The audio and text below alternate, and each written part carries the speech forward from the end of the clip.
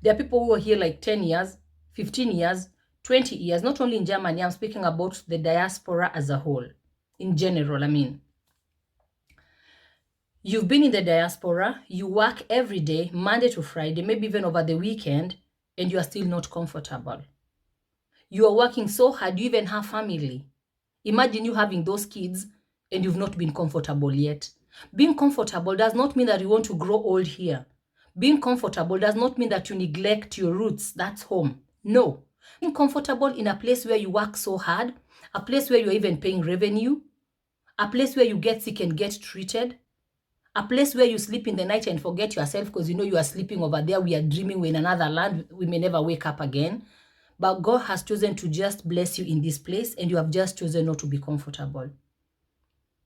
You've just refused to make yourself comfortable because you believe when you make yourself comfortable here, you might never be able to trace your steps back home. So what you've decided to do is maybe even invest on nothing over here and invest everything back in a country where you're not even living. I'm not against anybody who has invested back in Kenya. I'm just feeling so sorry about people who've invested everything back home and they're living here and they're suffering. You are suffering seriously. Yeah? Maybe in Kenya, you've bought a car that drives your people from A to B, and here you get trained on every day chasing that bus. You wake up at 4 o'clock, yet your work starts maybe at 7 or 8 o'clock, having to wait for that bus that will connect you to the next stop. And yet back home, you've made it possible for everybody to live good. It's not bad to help your people. I have this Joseph mentality. I'm somebody who told God, if it's me who you chose to bring into the diaspora for me to hold my family, God, I'm going to do this. And they can stand a witness and say, we've gone this journey together.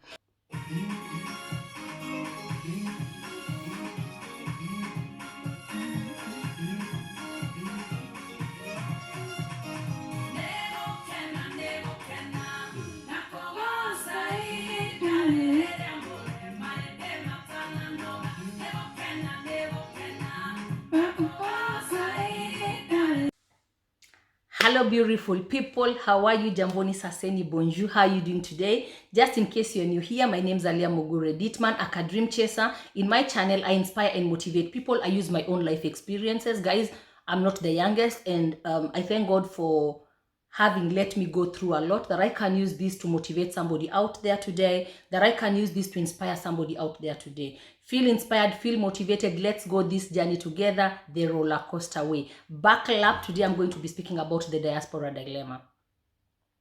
I'm going to speak about the Diaspora Dilemma, and I'm going to put it in a way that it's going to be like short, very short, and straight to the point. Guys, there is one thing that affects us a lot in the diaspora. I'm not going to be speaking about Kenya today. I'm Kenyan, but I want to focus more on here where I am, where I live, because this is where I am right now. This is where the Lord has chosen to plant me. For how long, I do not know. But He has chosen to plant me here today, that I am here, and not without reason, to bring forth fruits, to be happy. And the very most important thing is to enjoy His goodness in this land of the living that is here. For now, it is here. Of course, I'm from Kenya, but for today, it is here. This is where I'm enjoying it. This is where I've had my breakfast. I had my lunch. This is where my kids are going to school. This is where my husband was born. This is where he lives. So it is His goodness in this land. In Kenya is also the land. For those who are there, enjoy His goodness in that land. For those who are in Australia, in Canada, wherever you are, enjoy His goodness there. But we tend not to enjoy the goodness. And in what way? When I left Kenya years ago, I remember I did not have it in my mind at that particular time that I'm going back to Kenya. And I don't want to say that I'm not going back home. East or West home is best. But for this particular time, this is where I am. And when I left Kenya then, I did not come in here with this thing of, okay, I'm coming, maybe stay for 5 years and go back. There are people who do this. They say, mami, ama they tell their family, nenda huko tu maybe miaka 2, 3, 4, 5, nitafute do ni save alafu nitarudi home. Quotes. Mom, I'm just going, let me go hustle maybe for 3, 4, 5 years and then I'll be back. I can invest and then I come back. And then you come over here, you realize that it's not as easier as you had thought when you were leaving. But guys, that doesn't change anything. Thank God that you're here and that you can even live here. You know, like you can live here. This is something that is really good. But I realized this thought of we left home, came here wanting to invest back home and go back home, it kind of slows our everything.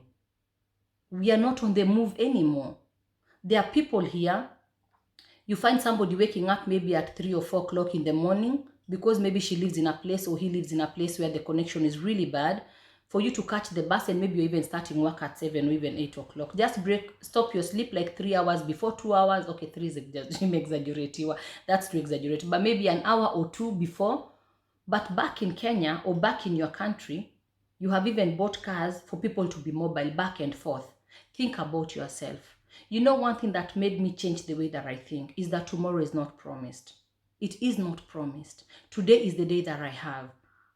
And we are told, live like today was your last day. How am I going to live like today is my last day when I'm not even able to eat that nice meal here just because I put a meal back home? Of course, sharing is caring. But what I'm trying to say, guys, you know exactly if you're in the diaspora what I'm trying to say. There are people who have just chosen to suffer here for them to make it possible for people back home. There are people who have just chosen to go bankrupt here, to live with an empty account, to have full accounts back home. Is it really healthy that you just deny yourself everything here to call yourself rich back home? When you are here where you live, where your voice is supposed to be even heard. Because I don't think you just came here bila reason. God had a reason for you to be here today. How many people go to the embassy and they are denied visas? And you went there and you were blessed, you got that visa and you came here. And maybe even God wants to use you for something here. Maybe He wants you to preach to people here. He wants you to start that business here. He wants you to build those residential homes for people here.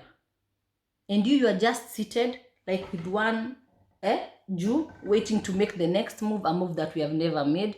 I remember 7 years before I went to school here, because it reached a time I thought, now I'm not comfortable, I want to go back to Kenya. And I remember I thank God for that particular time because it was a turning time in my life. It was a turning point in my life because that's when I chose to go back to school to learn to become a foreign language correspondent. It was really, really good that I did that. I thank God for having helped me to listen to that and take an action, because I remember before that I used to tell my mom, me mom, I'm coming. I'm so tired, mom, I have to come back home. And guys, I never went back. Imagine I never went. Imagine if you've been here saying for the last 5 years to 10 years, I'm going back home, and you've never been able to go. Because the more you stay here, you adapt to the system over here. Have you chosen to just go bankrupt over here for you to make things over there happen? By the way, if you know you are bankrupt here and Kenya is full, me, I would even suggest you maybe pack your things and go back to Kenya, because then you even have a status over there. You can't live here, you are suffering, and in Kenya your bank is full. Why can't you go there where you can enjoy His goodness? Because I'll go back to this phrase of enjoying His goodness in this land of the living. You know, and when you have enough, you can even be able to share. When you are bankrupt here, you can't be able to do anything. That means you can't even be mobile. You'll be telling people, pick me here, drop me there, and yet in Kenya, you even have a driver.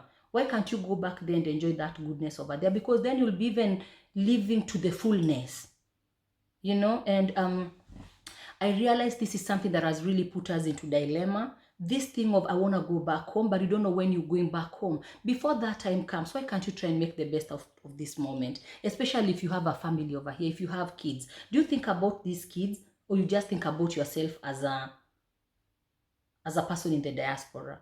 Because your kids, they are not in the diaspora, they are home. This is their home. They were born here. Do you consider them? Or every time you plan, it's just about you? And then you're not even able to invest for them because they are those whom you're investing for back in Kenya, and that's family. And in most cases, it's even grown-up people who you can even help start up a business. You don't have to do this money thing every week, every month, that you can be able to grow. Guys, I'm not here to tell people that you're doing it the wrong way, but I just think there is nothing so sad like God has just blessed you to be in such a beautiful place. Me, I love this place so much. I don't know, I just find it like it's so comfortable for me. Of course, I love Kenya so much. It's a place, I think before Corona, I was there like 4 times in 1 year. I love home so much, but this is also home. My kids are born here. And I tell God, help me to balance these two. That I'm not going to stay in a place, I'm not able to do anything. I don't even have a voice. When I go out, I can't smile to anybody because I just look at them and think, what the heck? You know? No. Guys, another dilemma that I know has put us really back, especially we here in the diaspora, is a spirit of comparison. Is this spirit of comparison around you, run away from it. Guys, I'm saying run. You know what I mean to run? Because there is no day we can be the same. There is no, and then if we are the same, it will even be boring. Imagine if everybody was doing spices like I did, or if everybody was doing food, or if everybody was into fashion, who would be doing the other things? I think it is nice that we are different. It's good that sometimes maybe one lacks and the other has, that we can be able to help one another and even know, like, to understand how it all works, because it's through this one having, one not having, and even knowledge. That's why we have professors, we have the teachers, because we need to be taught. We can not all be teachers. How will we be all teachers? We'll be taught. You know, this change, this difference is not so bad. If you know that the spirit of comparison has caught you, you're not going to enjoy the fullness, to the fullness. You're not going to enjoy. You know why? Every time you compare yourself to somebody, you will never see the goodness in you. You will never see how capable you are of doing stuff even maybe better than that person you're comparing yourself to. You will never. Guys, I remember with my sister, I can give a very short example. Next, it's following. Guys, run away from comparison, because each and every person is just fearfully and wonderfully made in his own way and in God's image. So guys, feel motivated. Whatever you are doing, nothing is wrong. You're just doing it the right way. Get out of the diaspora dilemma. Try to focus and just see how you're going to move. The diaspora has a lot of dilemmas that even push us into depression, stuff that just makes you just fall into sickness. You don't know where to begin. You don't even know where to end. You're just in a total mess. I'm going to be putting this up together, maybe point 1 to 2 to 3 different aspects, and then bring up all this together, and within no time we are going to have it all to the best of my ability. I pray to God, and then we keep on moving. Feel inspired out there, feel motivated, and just enjoy his goodness in this land of the living. It's so beautiful. Look outside, it's so nice. Look around, it's so beautiful. Why miss it? There is nobody who came with a stamp. This I love saying. Nobody was born to make it and I be the failure. Nobody. I believe I was born to excel, and you too. As you're watching this, may you excel in life. I pray for you, and I believe I'll hear something good coming up. Thank you guys, and stay tuned. Just in case you haven't subscribed, you still have one more time. Thank you so much, and until then, take care. Bye bye.